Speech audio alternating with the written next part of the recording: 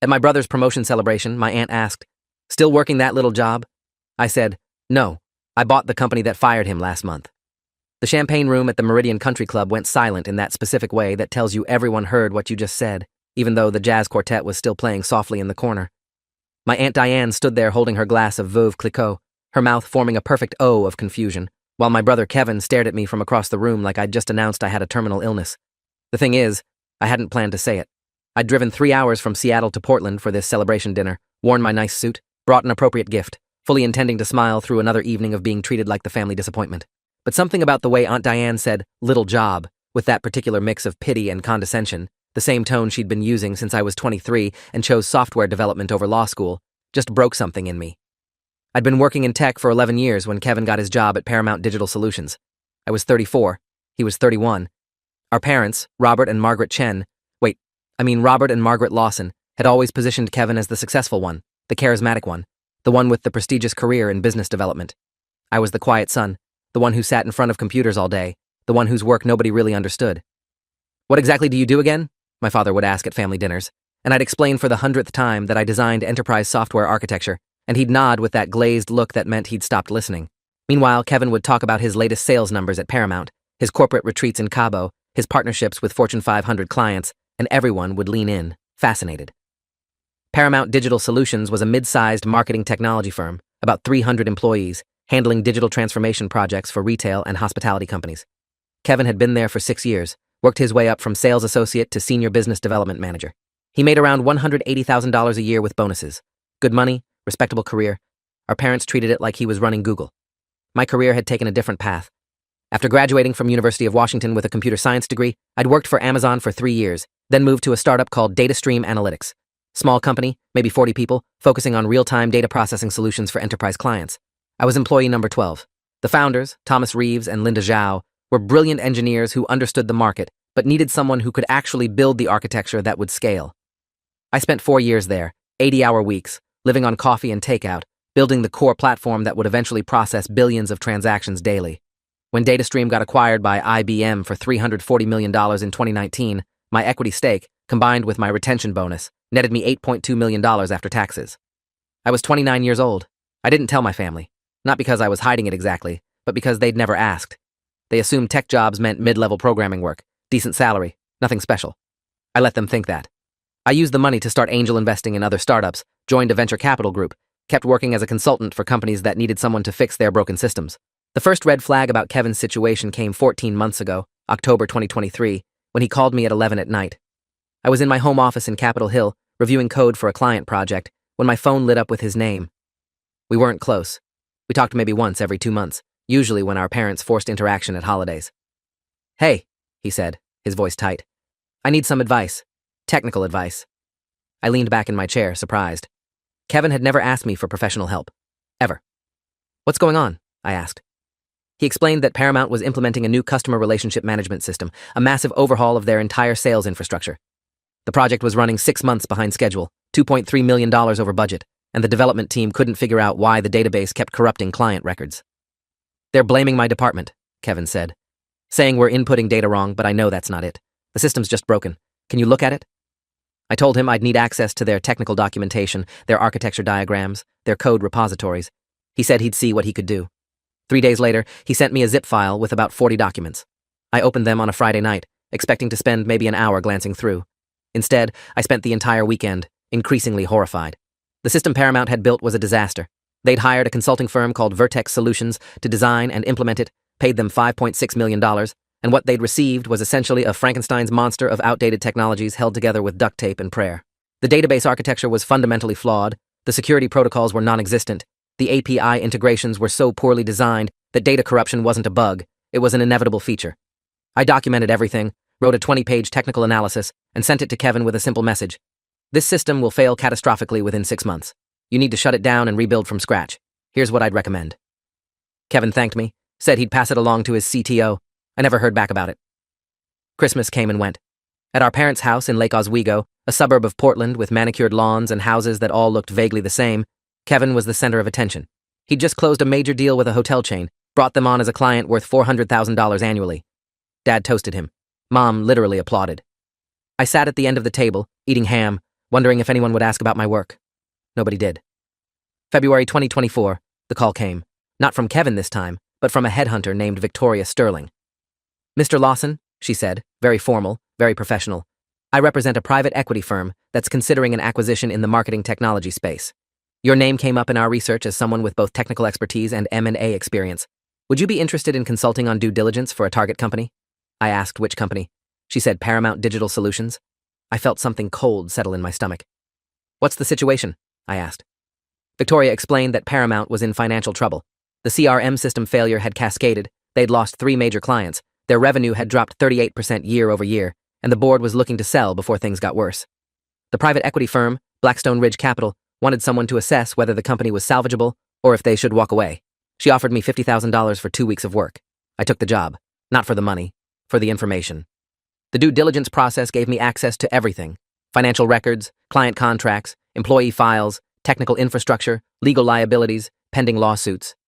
I spent 12 days in Paramount's offices in downtown Portland, interviewing department heads, reviewing code, analyzing their market position.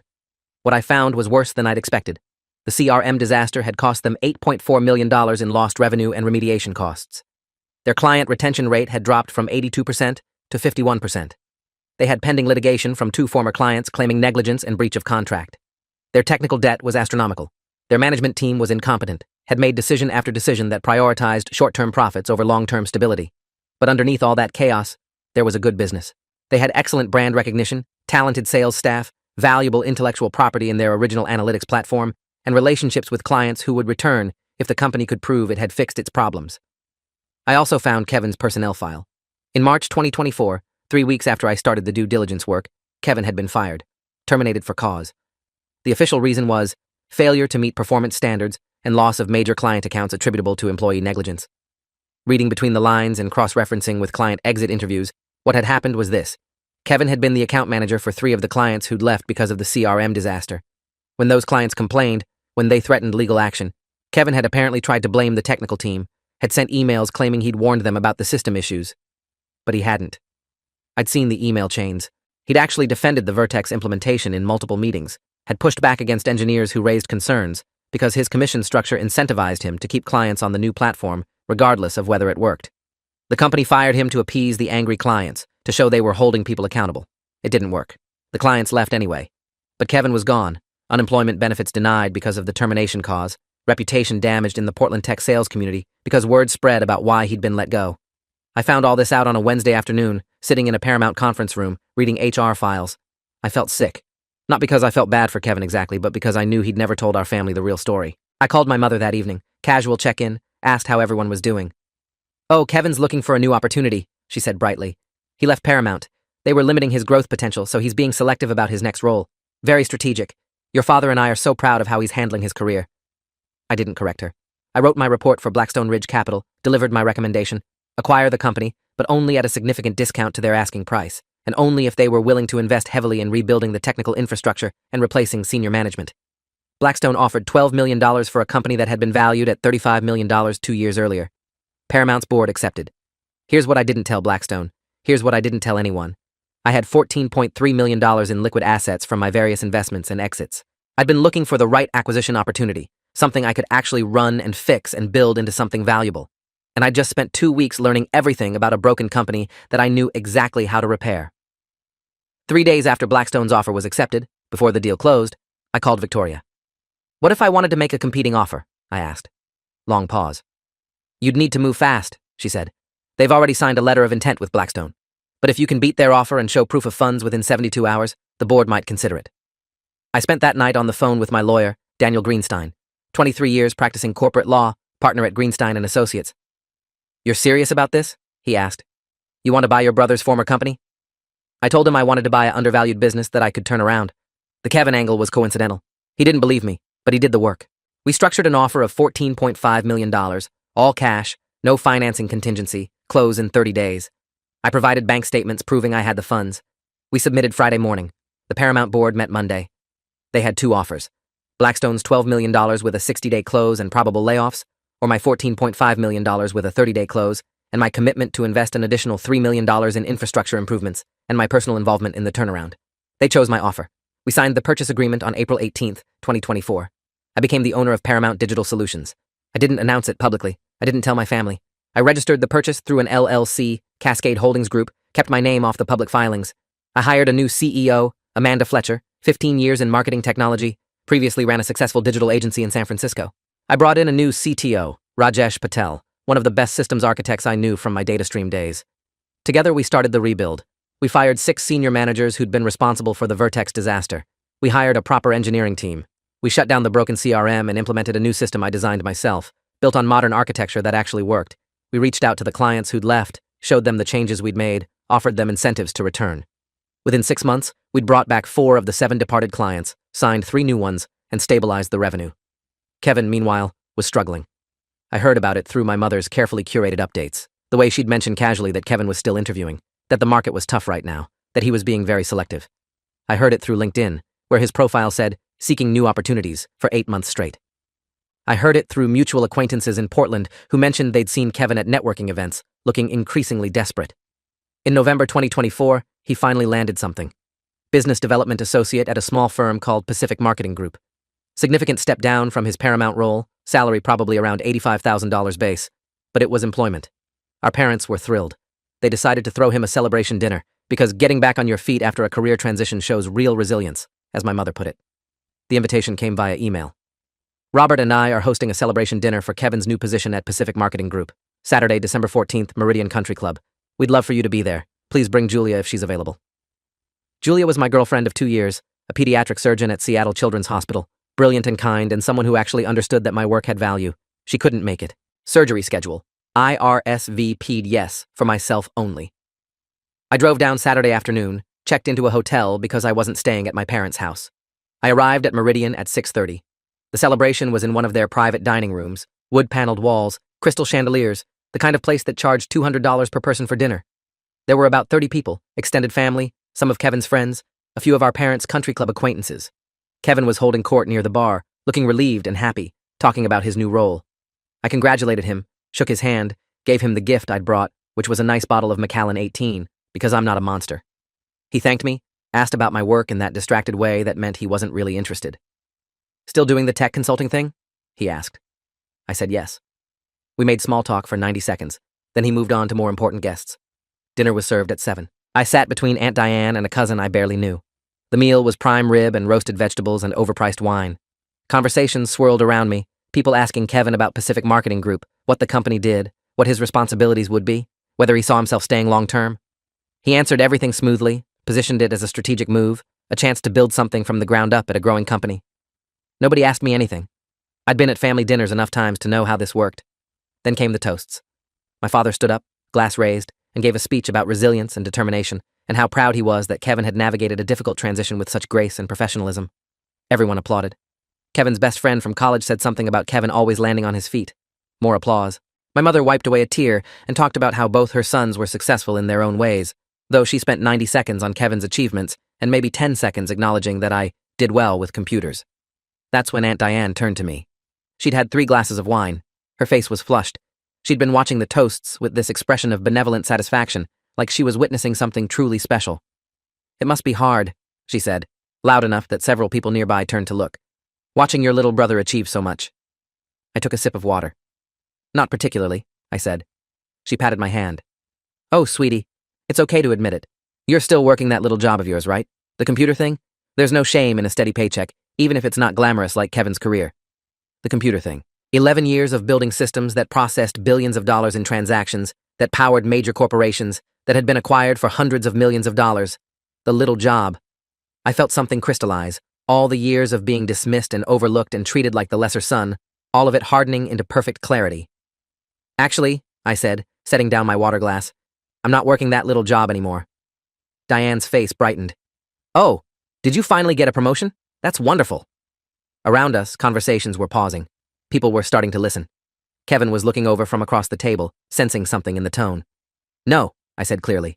I bought the company that fired Kevin last month. The silence was immediate and total. Even the jazz quartet seemed to stop mid-note, though that might have been my imagination. Diane's smile froze.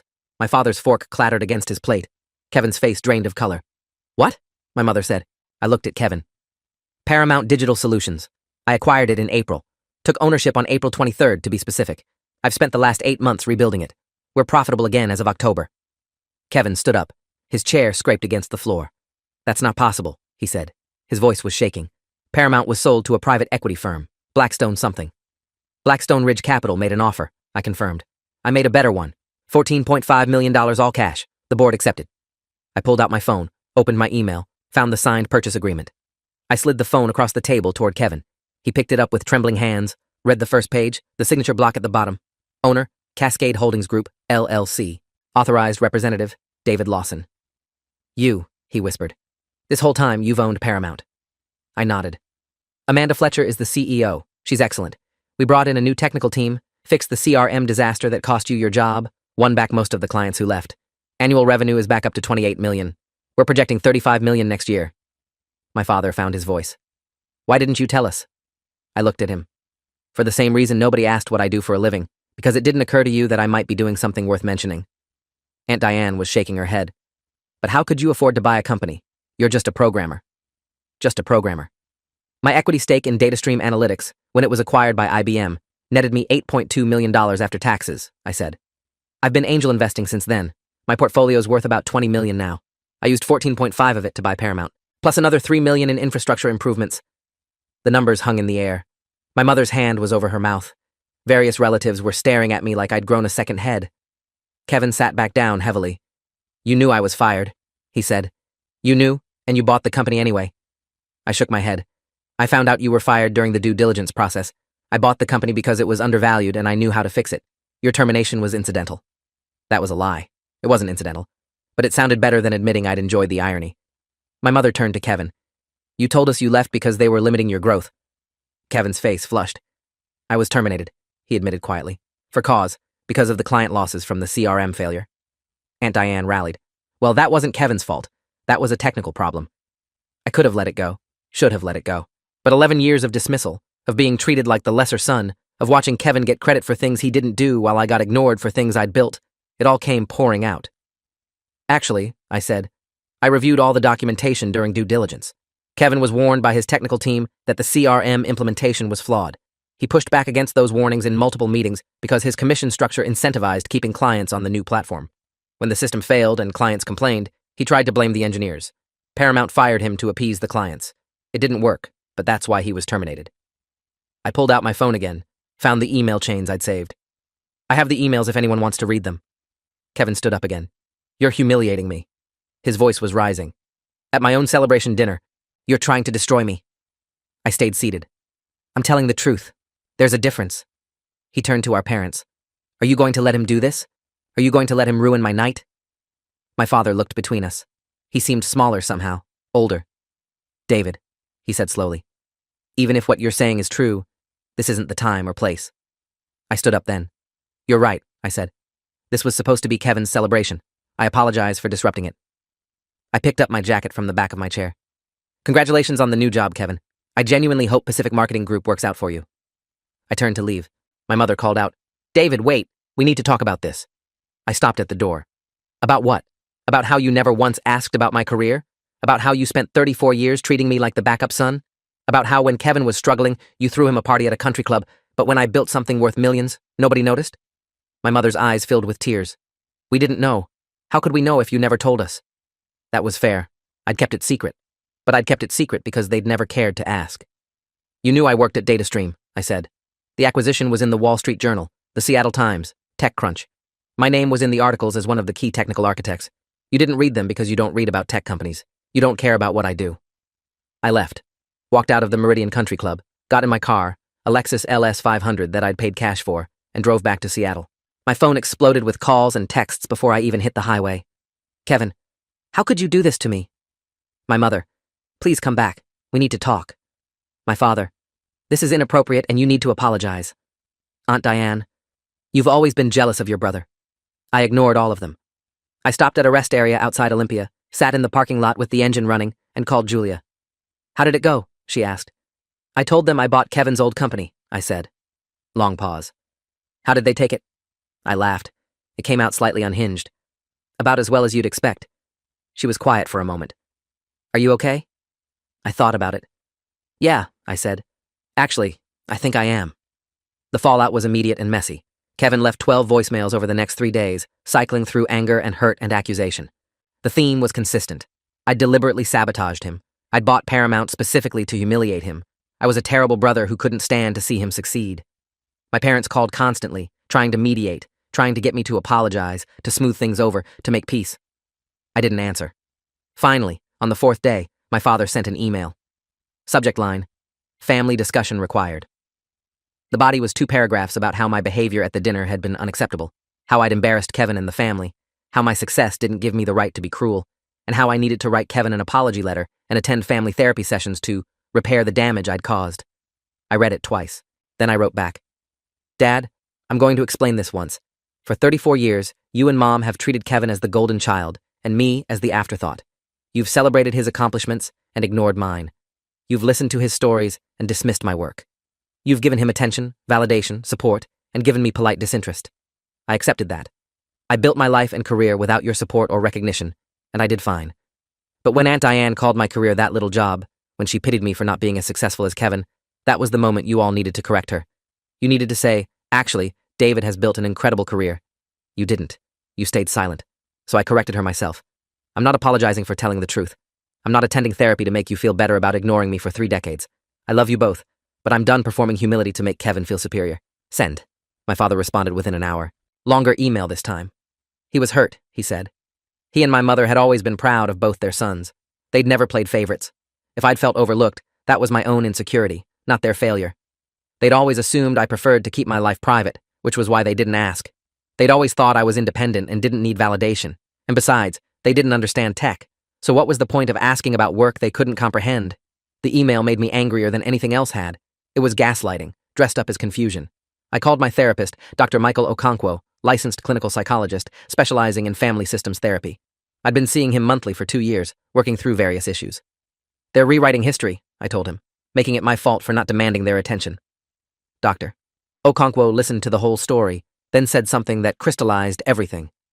"David, you've been operating under the assumption that if you were successful enough, impressive enough, accomplished enough, your family would eventually notice and value you.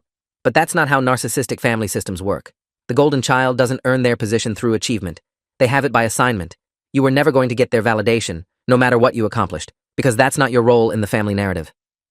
It hit me like cold water. "So, what do I do?" I asked.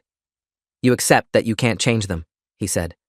"You grieve the family you wanted, and you build relationships with people who actually see you." 3 weeks later, Christmas invitations went out. My mother called to tell me they were doing Christmas Eve at their house, as always, and she really hoped I'd come, and maybe we could all just move past the unpleasantness at Kevin's dinner. I asked if anyone had acknowledged that they'd spent decades dismissing my career. "David, sweetie, we never dismissed you. We just didn't understand, but we're very proud now that we know." Now that they knew I had money. That's what she meant. I declined the invitation, spent Christmas in Seattle with Julia and her family. Her parents asked intelligent questions about my work, about Paramount's turnaround, about my investment strategy. Her father, a retired engineer, actually understood what I'd built at DataStream. It was strange and wonderful being seen. New Year came and went. January 2025, I got a call from my lawyer, Daniel. "I have something you should see," he said. "Kevin's threatening to sue you." I met him at his office. He handed me a letter from Kevin's lawyer, a general practice attorney in Portland named Jeffrey Ashton.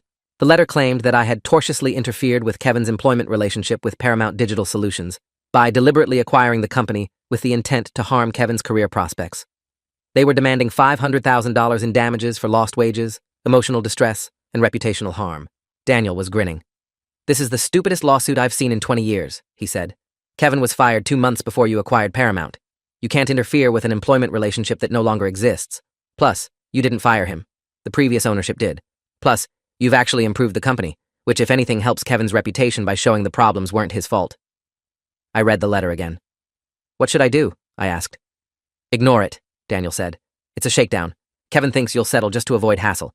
If he actually files, we'll move to dismiss, and it'll be over in 3 months. But my guess is he won't file. This is just posturing." Daniel was right. The lawsuit never materialized. But the letter told me something important. Kevin wasn't just hurt or embarrassed. He was financially desperate. I did some research. Pacific Marketing Group was a struggling firm, barely 20 employees, revenue under $5 million annually. Kevin's salary was probably around $70,000, maybe $80,000 with commission. He'd gone from $180,000 at Paramount to less than half that. He had a mortgage on a condo in the Pearl District, a car payment on a BMW 5 Series, a lifestyle built for his old salary. He was drowning. Part of me felt satisfied. Part of me felt guilty about feeling satisfied. I mentioned it in therapy. "You're allowed to have complex feelings," Dr. Okonkwo said. "You can simultaneously recognize Kevin's suffering and also acknowledge that it's a natural consequence of his choices and your family's dysfunction." February 2025, Paramount hit a major milestone. We signed a contract with a national retail chain, 300 locations, $6.2 million annual deal.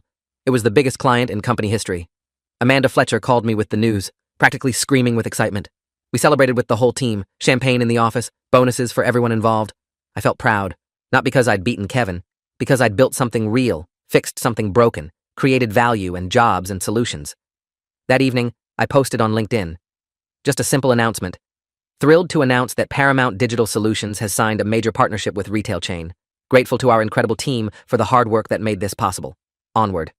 Within an hour, I had 50 congratulations messages. Within 2 hours, my mother had called 3 times. I answered the third call. "I saw your LinkedIn post," she said. Her voice was strange. "You really did it. You really turned that company around." "Yes," I said. "I told you I had. I showed your father. He didn't believe me at first. He thought maybe you were exaggerating or something at the dinner. But seeing it in writing, from you, officially..." She trailed off. "Mom, what do you want?" I asked. Long silence. "I want to apologize," she said finally. "Your father and I have been talking, really talking, about what you said, about how we treated you. And you're right. We didn't pay attention. We didn't ask. We just assumed you were fine, and that was easier than confronting our own bias toward Kevin." I waited. She continued. "We're sorry. We're really, truly sorry. And we'd like to try to rebuild our relationship with you, if you're willing." I felt a lot of things. Relief that they'd finally acknowledged it. Anger that it took me publicly succeeding before they cared. Sadness that this was what it required. "I appreciate the apology," I said carefully. "But I need you to understand something.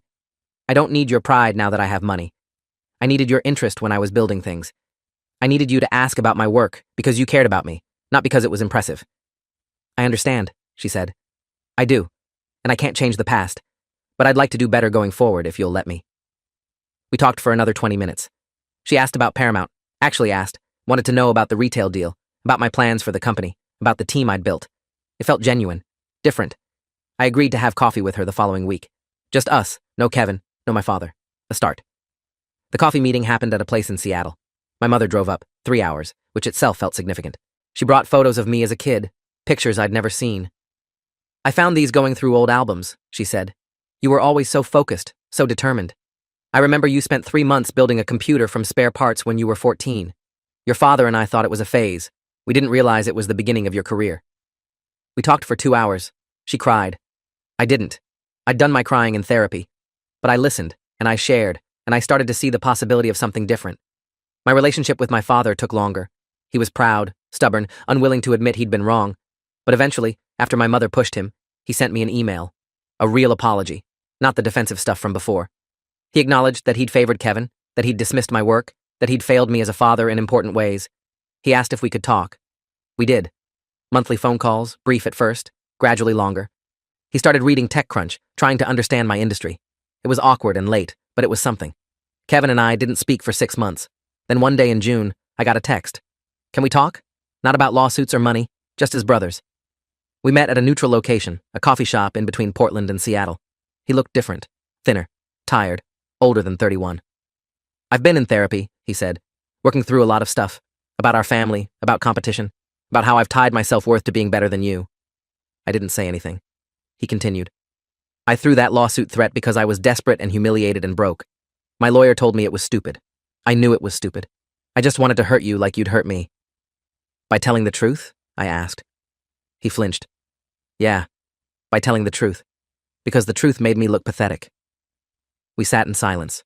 Then Kevin said, "I'm not asking you to give me a job or loan me money or anything. I just wanted you to know that I'm sorry. For how I treated you growing up. For taking credit for stuff. For enjoying being the favorite. For not standing up when people dismissed you." I looked at him. "What do you want from this conversation?" I asked. "Honestly," he said, "I want my brother back. I want to be able to talk to you without all this resentment and competition. I don't know if that's possible, but I wanted to try." We didn't become close overnight, but we started texting occasionally. Brief updates, nothing deep. He told me about his work at Pacific Marketing Group, how he was learning to be more careful, more ethical, more focused on sustainable relationships instead of quick wins. I told him about Paramount's growth, about the new clients we were signing. In September, Kevin called with news. I got a job offer. Real job, good company. Marketing director at a tech startup in Portland. $140,000 salary, equity stake, good team. I wanted to tell you before I told Mom and Dad. That's great, I said. And I meant it. You think I should take it? He asked. Do you think it's the right fit? I asked back. Yeah, he said. I think so. I'm just nervous. Last time I thought I had a great job, it fell apart. Kevin, I said, you're not the same person you were at Paramount. You've learned things, grown. Take the job. He took it. Started in October. Our parents threw a small dinner, just family. They invited me. I went. It was different this time. They asked about my work. They listened. Kevin talked about his new role, but so did I. Equal time, equal interest. Aunt Diane was there. At one point, she came up to me, wine glass in hand. I owe you an apology, she said. That little job comment was rude and dismissive. I'm sorry. I accepted. What else could I do? Now it's January 2026. Paramount Digital Solutions is on track for $42 million in revenue this year. We've expanded to 180 employees. We're opening a second office in Austin. I'm still the owner, but Amanda Fletcher runs day-to-day operations. I spend most of my time on strategy and new investments. Julia and I got engaged in November, planning a wedding for next fall. Small ceremony, close friends and family, nothing extravagant. My parents are invited. Kevin's invited. Things aren't perfect with my family. We're not some fairy tale of reconciliation. There are still moments of tension, old patterns that resurface. But it's better, different. My mother texts me articles about tech companies, asks my opinion. My father joined the board of a local STEM education nonprofit, asked me to consult on their programs. Kevin and I grab lunch when I'm in Portland, talk about work and life, and occasionally laugh about stupid stuff from when we were kids. The wound hasn't fully healed, but it's healing. I learned something through all of this. You can't make people see your value. You can only decide how much energy you'll spend seeking validation from people who won't give it. I spent 11 years building things, succeeding quietly, hoping my family would notice. They didn't. Not because my achievements weren't worth noticing, but because they weren't looking. When I finally forced them to look, it broke everything open. Painful. Necessary. Worth it. I don't regret what I said at Kevin's dinner. I don't regret buying Paramount. I don't regret any of it. Because it led me here, to a life where people actually see me, where my work has meaning beyond family approval, where I've built something real. Paramount isn't just a company, it's proof. Proof that I'm not the lesser son, the backup, the one with the little job. I'm David Lawson. I build things, I fix things, I succeed, and I don't need anyone's permission or validation to do it.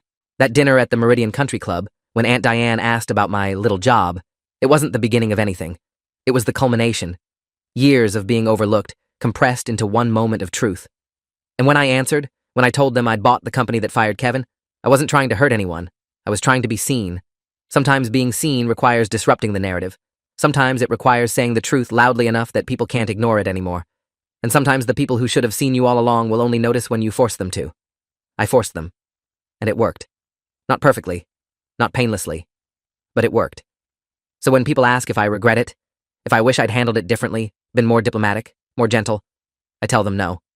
Because diplomacy is what I'd been doing for 11 years. Being gentle is what got me dismissed. Speaking truth, loudly, in front of everyone, that's what finally changed things. And change, even painful change, is better than staying invisible. Thanks for listening to my story. If you made it this far, hit like. You've earned it.